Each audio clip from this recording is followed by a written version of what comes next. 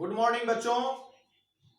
तो आज हम लोग एक नया चैप्टर द्विघात समीकरण पढ़ने के लिए उपस्थित हैं। हम लोग इससे पहले 3 चैप्टर पढ़ चुके हैं। बच्चों, आप लोग इस वीडियो से लाभान्वित हो रहे हैं, यह देख के हमें बहुत अच्छा महसूस हो रहा है। और आप लोग इसी प्रकार चैनल को अपना सपोर्ट देते रहें और इसे सब्सक्राइब करें, शेयर करें। और हम लोग इसी प्रकार मैथ को सरल तरीका से समझेंगे, सीखेंगे। तो जो हमारा नया चैप्टर है द्विघात समीकरण यानी क्वाड्रेटिक इक्वेशन, इसमें हम लोग बहुपद में पढ़ चुके हैं कि जो आपका बहुपद है उस बहुपद में जब किसी चर का घात मैक्सिमम घात 2 होता है तो उसको द्विघात बहुपद कहते हैं। बहुपद चैप्टर हम लोग पढ़ चुके हैं, उसमें हम लोग समझा है इस बात को कि द्विघात का मतलब है कि अधिकतम घात चर का 2 होना चाहिए। तो इस प्रकार हम लोग जान रहे हैं कि ax² plus bx plus c इस रूप का जो बहुपद होता है वह द्विघात बहुपद होता है, जहां a b c जो गुणांक है वह वास्तविक संख्याएं होंगी और a नॉट इक्वल टू 0 होगा। a नॉट इक्वल टू 0 इसलिए क्योंकि यदि a ही 0 होगा तो a से x² वाला पद गुना होकर 0 हो जाएगा और जो अधिकतम घात था 2 वह समाप्त हो जाएगा, तो अधिकतम घात हमको 1 प्राप्त होगा और इस प्रकार यह द्विघात बहुपद नहीं होगा। तो जब हम द्विघात बहुपद को समझ रहे हैं तो अब हम लोगों को समझना है कि द्विघात समीकरण क्या है। तो द्विघात बहुपद में जब हम बराबर शून्य लगा देते हैं तो उसी को हम द्विघात समीकरण कहते हैं। यानी समीकरण में आपका 2 पार्ट होता है, LHS और RHS होता है और बीच में बराबर का चिन्ह भी होता है। तो इस तरह के जो रूप में होता है उसको हम लोग समीकरण कहते हैं। और जब बराबर 0 नहीं हो और टोटल एक साथ ही जुड़ा हुआ हो तो उसको हम बहुपद कहेंगे। तो आप लोग द्विघात बहुपद और द्विघात समीकरण को समझ गए और यह जो है रूप, इसको द्विघात समीकरण का मानक रूप भी कहते हैं, क्योंकि यहां चर के घटते घात के रूप में यह जो है द्विघात समीकरण लिखा गया है। अधिकतम घात 2, फिर 1, फिर यहां 0। साथ ही यहां पर भी यह रूल लागू रहेगा कि द्विघात समीकरण के लिए भी a जो है यानी x² का जो गुणांक है वह a नॉट इक्वल टू 0 होना चाहिए। अब हम लोग एक्सरसाइज 4.1 जो इसका फर्स्ट एक्सरसाइज है उसको देखें। इसका प्रथम प्रश्न है कि जांच कीजिए कि क्या निम्न द्विघात समीकरण है। तो हमको क्या करना है कि यह जो दिया हुआ है समीकरण, इन समीकरणों को सॉल्व करना है और सॉल्व करके देखना है कि इस रूप का वह है कि नहीं है। यानी उसमें जो अधिकतम घात है चर का वह 2 होना चाहिए। यदि वह अधिकतम घात 2 होगा तो कहेंगे कि द्विघात समीकरण है, यदि उस रूप का नहीं होगा तो हम कहेंगे कि द्विघात समीकरण नहीं है। जैसे जो आपका पहला प्रश्न है फर्स्ट का फर्स्ट, तो वो है आपका x+1 का होल स्क्वायर बराबर 2 इंटू एक्स माइनस 3। इसमें आपको कुछ नहीं करना है, इस क्वेश्चंस में आपको सॉल्व करना है, गुना भाग की प्रक्रिया करनी है। तो जैसे a प्लस बी के होल स्क्वायर पर हमने इसको तोड़ा, x² प्लस 2x प्लस 1, इसको मल्टीप्लाई किया तो 2x माइनस 6। तो यहां पर हम देखते हैं कि x² और ये 2x और इधर से जब 2x आएगा माइनस में तो ये दोनों कट जाएगा, तो यहां 1 और ये इधर से आके हो गया आपका प्लस 6, तो 1 प्लस 6 इक्वल टू 7।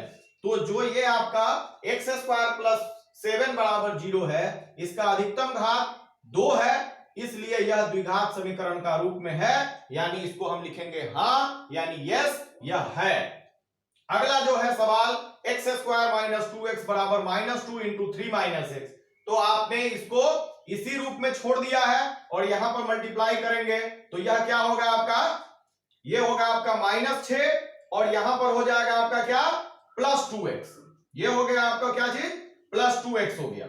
तो आपका यहां हुआ x² माइनस 2x और यहां -6 जो था इस साइड आएगा तो क्या हो जाएगा प्लस 6 और यहां पर जो आपका है प्लस 2x इधर आके हो जाएगा -2x। तो इस प्रकार x² माइनस 4x और ये प्लस 6 बराबर 0 आपका यहां पर समीकरण आता है। तो यह जो मानक रूप से यह टैली कर रहा है, यानी यह द्विघात समीकरण है जिसमें अधिकतम घात 2 है।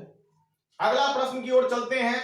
यहां पर भी 2 जो है आपको गुना के रूप में है, आप इसको मल्टीप्लाई करेंगे तो ये आपका x square plus x minus 2x minus 2, और इधर हुआ x square plus 3x minus x और माइनस 3।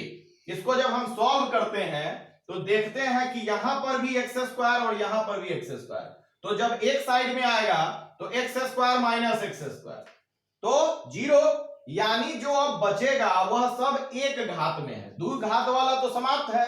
तो आप इसको सॉल्व करिएगा और सॉल्व करने के बाद जब चूंकि एक्स स्क्वायर वाला पद ही समाप्त हो गया तो ये पहले ही पता चल गया कि यह द्विघात समीकरण नहीं है, क्योंकि इसका अधिकतम घात 1 बचेगा, यानी यह रैखिक समीकरण है। अगला जो सवाल है x minus 3 into 2x plus 1, और यहां है x इंटू एक्स प्लस 5, फिर मल्टीप्लाई करते हैं 2x square plus x minus 6x और माइनस 3, इधर होगा एक्स स्क्वायर प्लस 5x, तो आप 2x स्क्वायर और ये एक्स स्क्वायर इस साइड आएगा तो माइनस एक्स स्क्वायर, तो 2 में से 1 घटेगा तो प्लस एक्स स्क्वायर बचेगा। यहां क्या बचेगा माइनस 6x और प्लस 1 मिलके माइनस 5x, और इस साइड से यह जो आएगा प्लस 5x तो यह भी माइनस 5x, तो माइनस 5x और माइनस 5x मिलके माइनस 10x हो जाएगा, और यहां माइनस 3 है, तो यह भी जो है आपका द्विघात समीकरण है, क्योंकि इसका अधिकतम घात 2 है, तो इसलिए इसको हम लिखेंगे कि द्विघात समीकरण है। अगला जो प्रश्न है 2x minus 1, x minus 3, x plus 5 और x माइनस 1, फिर मल्टीप्लाई करते हैं 2x square minus 6x minus x plus 3, इधर होगा x square minus x plus 5x और माइनस 5। हम पहले 1 से इन दोनों में गुणा करते हैं, फिर 5 से फिर इन दोनों में गुणा करते हैं, यही प्रक्रिया सभी सवाल में हम लोग कर रहे हैं। तो यहां पर 2x स्क्वायर में से एक्स स्क्वायर घटेगा तो एक्स स्क्वायर, यहां पर हुआ आपका माइनस 7x, और यहां पर आपका हुआ 5x माइनस x यानी प्लस 4x, तो प्लस 4x जब इस साइड में आएगा दूसरे साइड में तो यह भी माइनस 4x आएगा, यानी माइनस 7x और माइनस 4x मिलके क्या हो जाएगा माइनस 11x, और ये प्लस 3 और इस साइड आएगा तो प्लस 5 यानी प्लस 8। यह भी आपका अधिकतम घात चर का 2 है, इसलिए द्विघात समीकरण के रूप का है। अब इसका 6 क्वेश्चन है, 6 नंबर जो क्वेश्चन है कि x square plus 3x plus 1 बराबर x माइनस 2 का होल स्क्वायर, तो इसको इसी प्रकार छोड़ देते हैं, इसको a माइनस बी के होल स्क्वायर पर तोड़ेंगे तो यह x square minus 2 into x into 2ab के फॉर्मूला पर बैठाएंगे तो माइनस 4x, और ये हो गया आपका प्लस बी स्क्वायर यानी 2 का स्क्वायर 4। तो आपको a प्लस बी का होल स्क्वायर और a माइनस बी का होल स्क्वायर का फॉर्मूला याद होगा। अब इसको सॉल्व करेंगे तो एक्स स्क्वायर इस साइड आएगा तो ये दोनों एक्स स्क्वायर एक दूसरे से कैंसिल हो जाएगा, तो क्या आएगा आपका 3x, और ये आता है माइनस 4x इस साइड तो प्लस 7x, और ये 1 माइनस 4 इक्वल टू माइनस 3, तो आपका बचेगा 7x माइनस 3, और इसमें एक्स स्क्वायर वाला कोई पद नहीं है, यानी अधिकतम घात 1 है 2 नहीं है, इसलिए द्विघातीय समीकरण नहीं है।